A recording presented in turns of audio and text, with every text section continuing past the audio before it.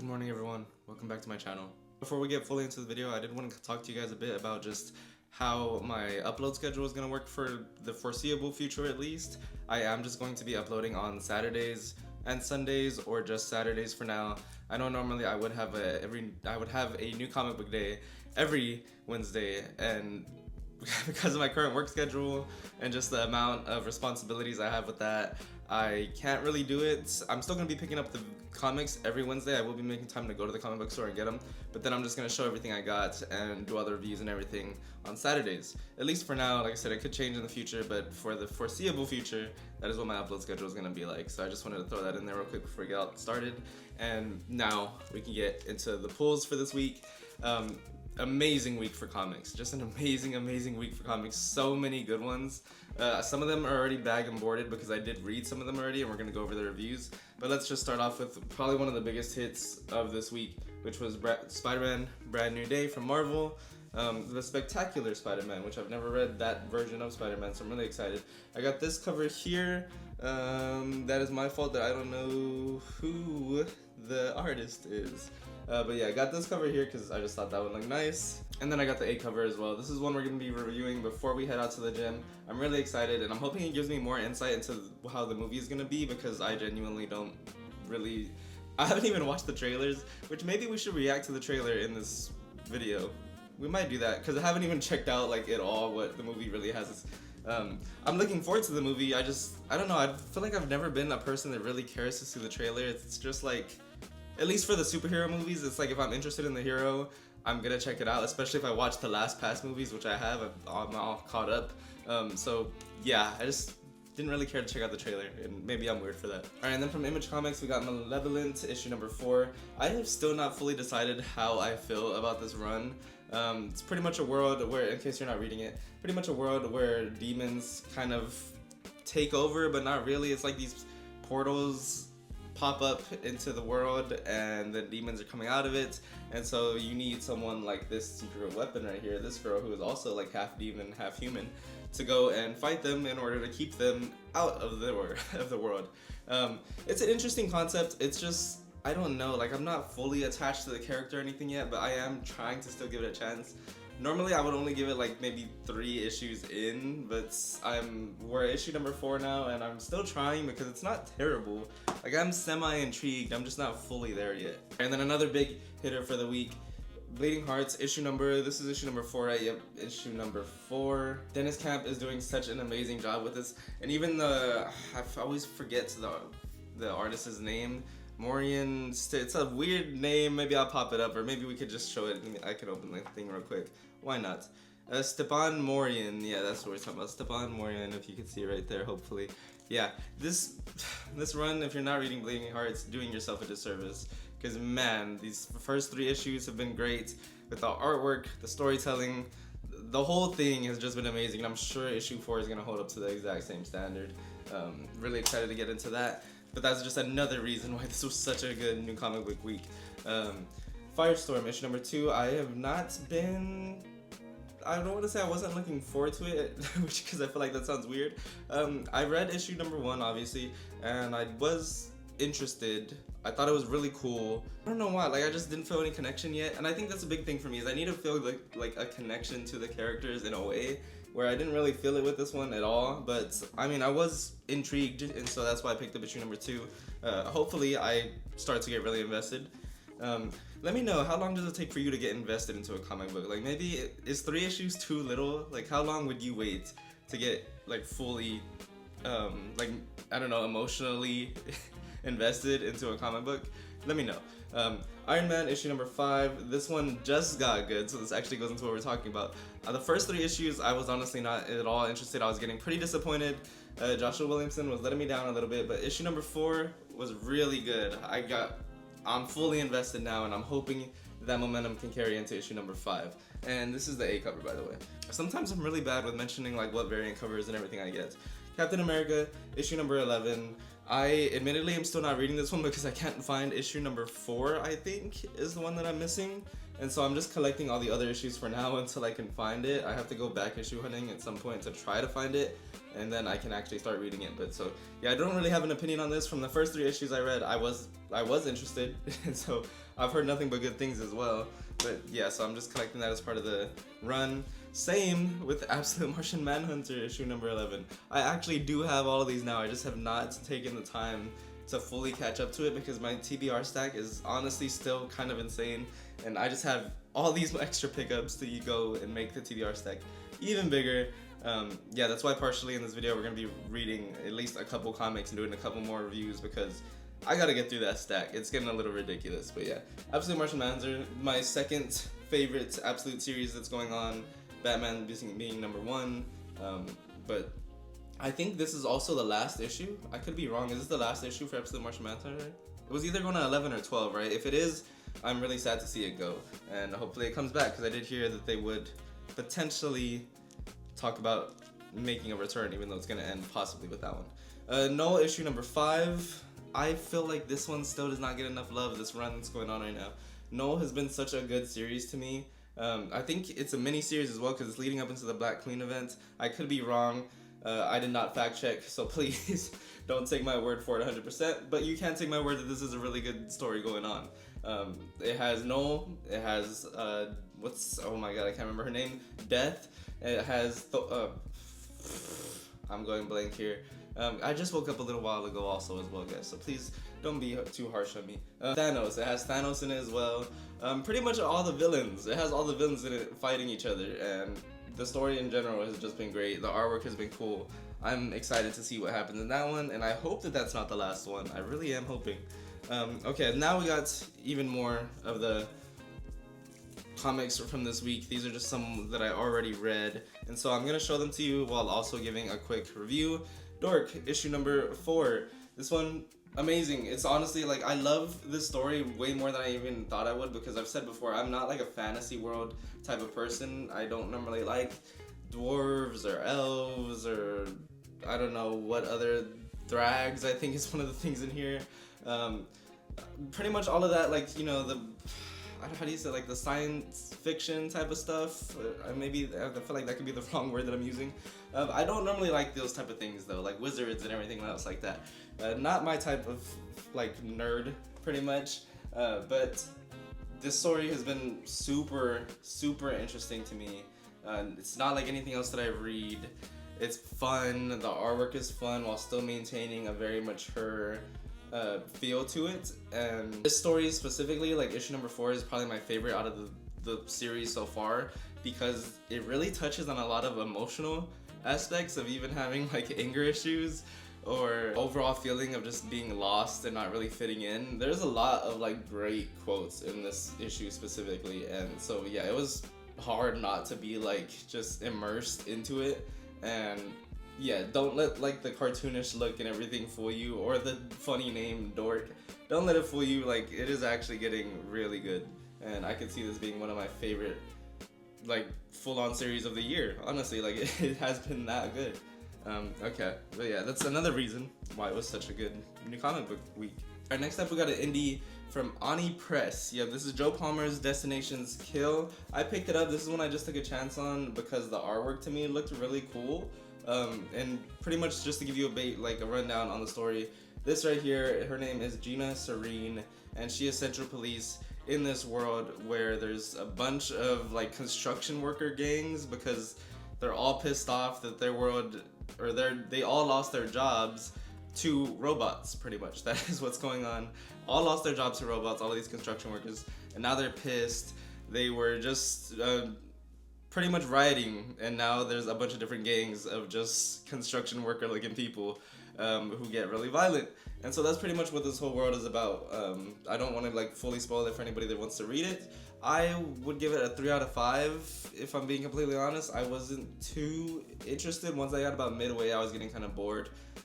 Just not my thing though. It's not a bad story at all. Like, it's just not one that I felt like, okay, I'm gonna really want to read the next one at all. Didn't catch my attention that much, but I'm always down to take a chance on any type of indie book, and so yeah, this was just one that I took a chance on, and overall cool. Like, I don't have any regrets for picking that one up. And then we got the last bigger hitters here to me. Let me save this one for the end. We got Barbara Gordon's Breakouts, issue number 1. This is one of the few times where I feel very lucky to be a new comic book reader, because on Comic Geeks, people seem to have an issue with this one. Like, everyone seems to be mad. They want her to go back to being paralyzed, which I know sounds funny, but they want her to go back to that. People just had different issues with it. Like, people had different issues with the storyline. I think because I am so new into comics, and even though I do understand a little bit of her background, I don't fully know a lot. Like, I don't even know exactly what world we're going into. This kind of felt like this is the same storyline as Matt Fraction's run, I'm pretty sure, right? Like, it's within that same universe is what I was feeling, but maybe I could be completely wrong. But again, just as a new comic book reader, like someone that doesn't have a full-on emotional investment into Barbara Gordon, I found this story really interesting. I like jail breakout type of stories and just prison stories in general. I don't know what that says about me, but I enjoy them. I always find them super interesting. And so her going to prison on purpose to go help out people in there, yeah, it was really interesting to me, really cool, and I have zero problem with it. But again, maybe that's just because I have no emotional attachment to her past stories as well. This is my first ever like full-on Barbara Gordon story. I didn't read any other like Batgirl stuff or anything else like that. So yeah, for me, being a new comic book reader, I found this one very interesting. I liked it a lot. I want to see what happens next. I would give it a 4 out of 5, honestly. I found it so fun, and like I want to see what more happens. Like, she just comes off as a full badass in this thing. And yeah, like I said, I just love prison stories. So to me, 4 out of 5. I thought this one was great, no matter how much other people are hating on it. Lastly, we got Absolute Batman, issue number 20. An issue that was supposed to be extremely hyped up. And we also have here, I got the variant cover from Javier Rodriguez. I wanted one of the Robin covers, and so I went with this one. It stood out to me the most, probably because of this yellow background.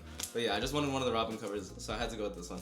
Okay, Absolute Batman, issue number 20. Let's get into the quick review of it. Honestly, probably my least favorite issue out of all of the series so far. I've been giving nothing but 5 out of 5s, 10 out of 10s to each Absolute Batman issue that's come out. This one, and I don't know if it's because of how hyped it was, or like it just gave, based off of issue 19, it gave the the expectation in my head that we were gonna see the Robins so much more.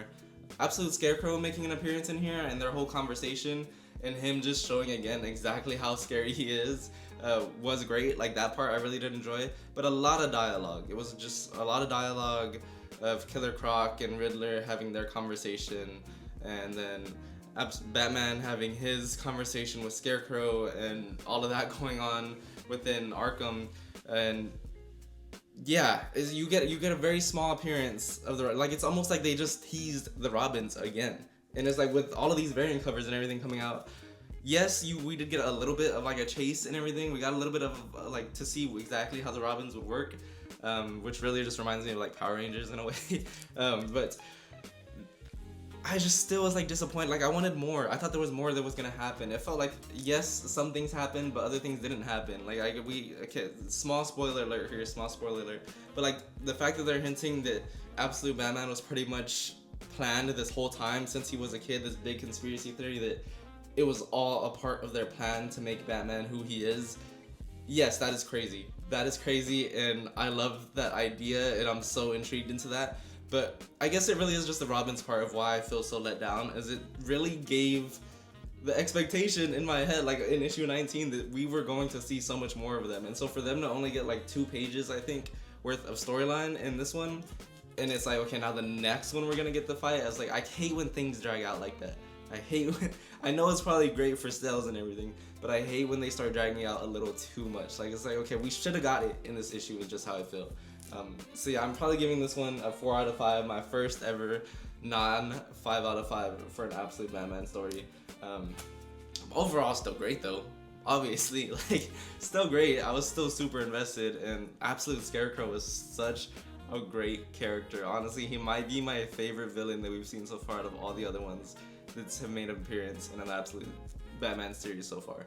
And that is it for all of my pickups from this week. Like I said, so many good comics came out this week. We have so many more views to get through in this video. I am like, because I have the full day now, and I want to kind of make this layout a little bit different for how I'm going to do videos, since I'm going to take pretty much all of my Saturdays now to record. We're going to head out to the gym Gonna show a little bit more lifestyle because I want to show as much personality as well as the comics. So we're gonna head out to the gym, gonna go do some of that, probably get some coffee. Then we're gonna come back, get through some of my TBR stack, do some more reviews, and yeah, we're just gonna vibe. We're just gonna vibe. Before we head out, I did want to show one thing. I forgot I put this on the side here because my favorite ongoing is done. It was just a mini series. Hulk Smash Everything issue number 5. I finally got around to reading it. Man, I'm sad to see this go. One more time, this one made me such a huge fan of Ryan North. The perfect depiction of Hulk to me with this little mini series here. This is exactly how I want to see Hulk written. And honestly, this made me want to go buy more Hulk stories. So if anyone has any like Hulk recommendations for me, please leave them in the comments. I really want to go see more of Hulk now. Like, I want to read more. I was never a huge Hulk fan, but man, did I love this story. He fights almost everybody in here. Just to give y'all a little bit of an idea, he fights Galactus in here. Like, he fights Galactus within the story. That's how crazy it gets. And the ending, I'm not gonna say the full ending because I don't want to spoil it, but he has this moment towards the end with the Thing where the Thing goes and helps him because he's trying to save something. Pretty much, Hulk is kind of understanding how big of a situation he put himself in, and he's trying to save something. The Thing goes and helps him. The Hulk doesn't want anybody's help. He wants to be left alone, and the Thing pretty much says we can be alone together, and they just exist in silence. They just exist in silence, and to me it was like such a beautiful moment, and just a perfect ending. Like, this was just so well written. If there's any recommendations that I can give you that like would be the one where I am probably the most genuine about, and the one you should hopefully take me the most serious on, it would be Hulk Smash Everything. Yeah, overall, I picked it up because it was like, oh, this just seems like a little fun read. Why not? Nobody else is really talking about it. No, it ended up becoming one of my like favorite ever that I've read so far. I know I haven't been reading comics for that long, but still, like, for this one to be my favorite, honestly, probably at least top 3 favorites, I think says a lot. Because if you've been following me at all, you know I've read a lot of comics. I have a lot of comics already in under the year that I've been collecting. Yeah, so just one more time, Hulk Smash Everything. If there's any recommendation you want to take from me, this would definitely be the one. And yeah, okay, let's head out to the gym now. Let's get this day started, and let's vibe. Okay, I might have let y'all down. I just finished at the gym. Guys, I can't film in there. I've tried to get myself to get comfortable like filming in public, but the gym is such a hard place to get comfortable to film at because like there's just so many people in there, and I came early today thinking, okay, there's not gonna be that many people, I could do it. No, so many people in the weight room, so much. I had a good workout though, like overall still good, but yeah, I let y'all down. No footage or nothing. That's gonna take some time, so we're gonna figure out what else. Still gotta go home, read some comics. I got some other things to do today. We'll make some filler time. We'll replace what should have been the gym content with something else. I will figure it out. But yeah, filming in public is so hard for me still, especially in the gym. All right, we're back home. We have 2 comics to get through. All right, we're back home. Great workout, as I said. I will get better at filming in public. I promise, guys. I will keep trying to pressure myself. We are going out later still. We're still going to go outside later, so don't worry. It's a beautiful day today. We got 2 comics to get through here. Like I said, this whole video and my next couple of videos are all going to be me trying to work down my TBR stack. Recording and making videos about them is the best way for me to do that so that I stay motivated to do it. We got Harley Quinn issue number 60 and issue number 61 here. This arc, from what I've heard, is pretty much her taking over the Batman mantle. I'm not exactly sure what happened to him, or maybe she's just becoming a part of the Bat family. I know that is one of her story arcs in the past, and so maybe that's what's happening. But yeah, I just want to see what's going on. I've not read any Harley Quinn before this, and I'm just picking it up right at 60 because I heard that's where you're supposed to start. 61 right here. I don't think 62 has come out yet, so we're going to get all caught up and see how this is going, and if we want to continue reading them.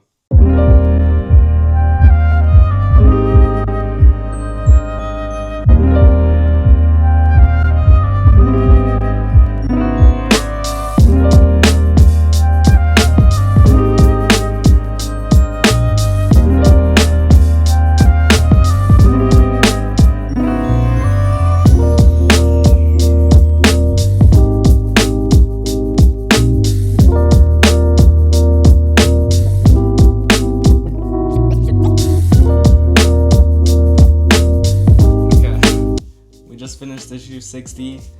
Gonna move on to 61 before I give like a full review on it. But so far, all I can say is interesting. Interesting. Yeah, that's all I can say.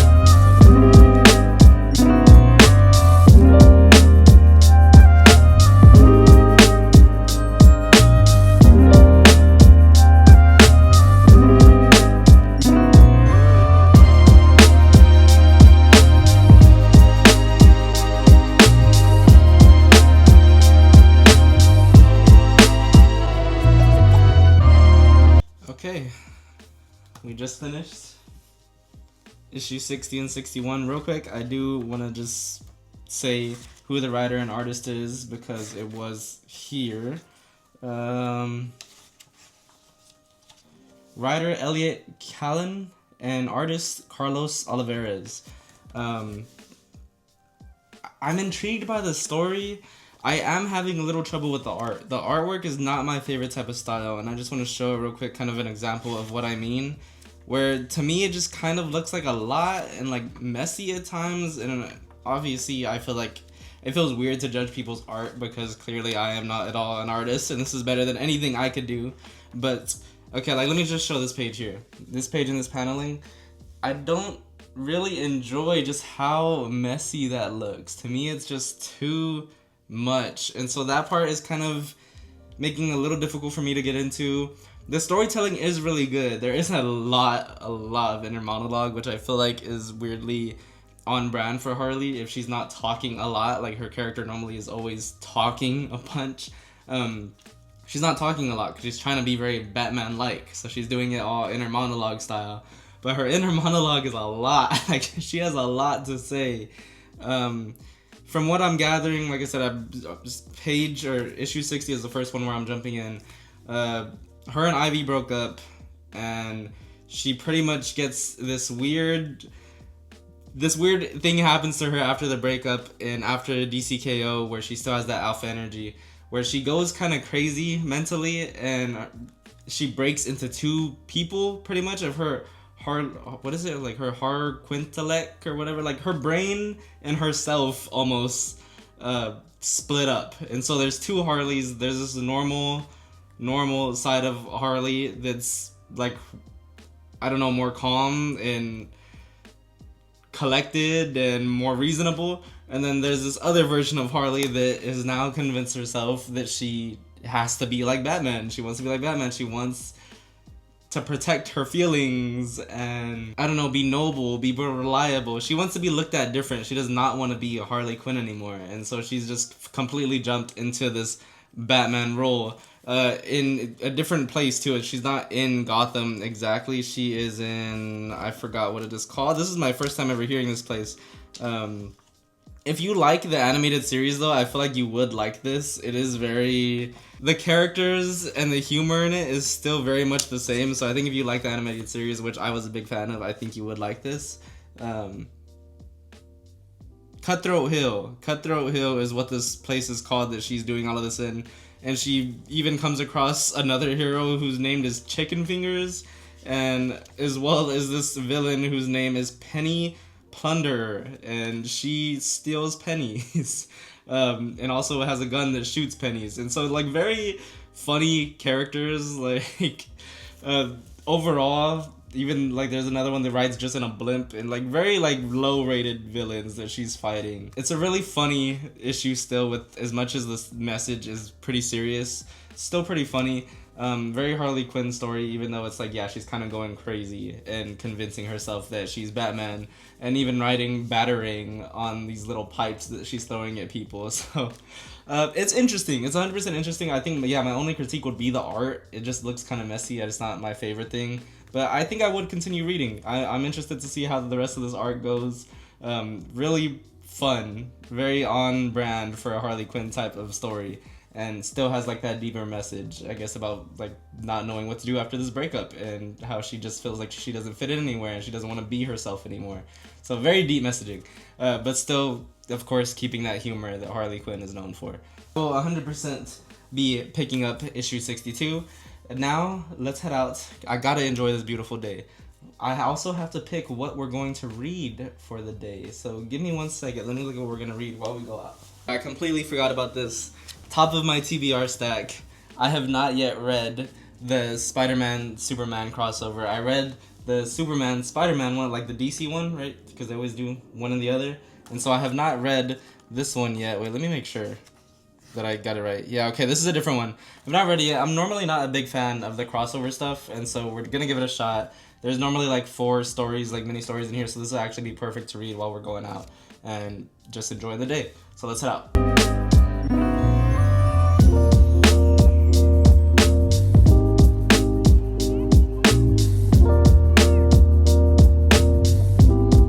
Alright, and we were outside, just like I said. I got my comic with me. I also got some lunch, sandwich, little agave soda thing. Just wanted to mix it up. As I said, getting through this TBR stack is a little bit of a challenge because it is a lot. It's a little overwhelming. As much as I enjoy comics, still normally I can only read about 3 or 4 at a time.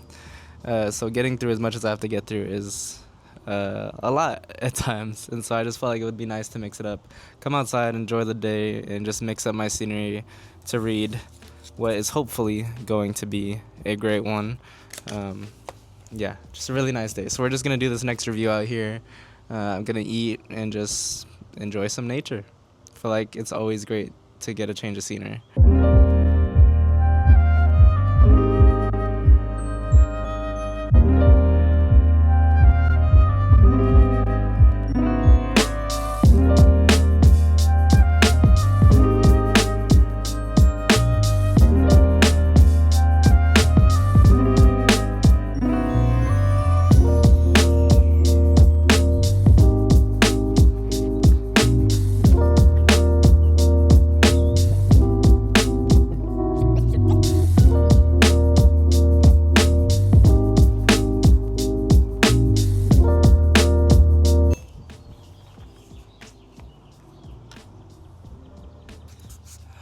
Okay, we just finished.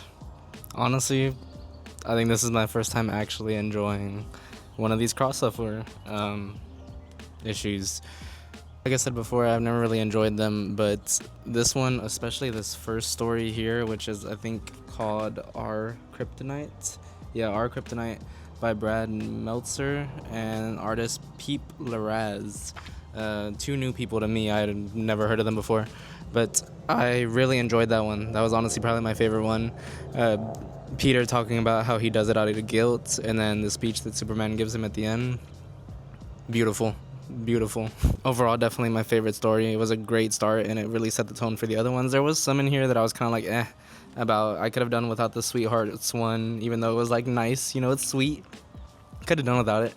Spider Noir and Superman one also was like just a little quick fun one, not really much depth of anything to that, but for the most part I enjoyed it. Definitely my favorite one out of all the rest of them so far, and yeah, I'm happy with it, and I'm honestly happy with this scenery too. This was the best way to read a comic, honestly. It felt like I'm definitely gonna try to do this more often, and that's probably what we're gonna call the video right now, guys. I appreciate y'all for rocking with me, for vibing with me as always. Sorry, I got like a fly around me that is not leaving me alone. Appreciate y'all for staying this long. Oh my god, it won't leave me alone. Okay, I gotta get out of here. Appreciate y'all for watching and everything. Make sure to like, subscribe, all of that. And until next time, peace. Hey. Duffel bag filled to the teeth. When I look at what I see, I could truly say that's all me. Pack my things up, make some pit stops. Catch me in the hilltops on the side of the country. Came back from being down 1-3. We the 16 Cavaliers, whole team hungry.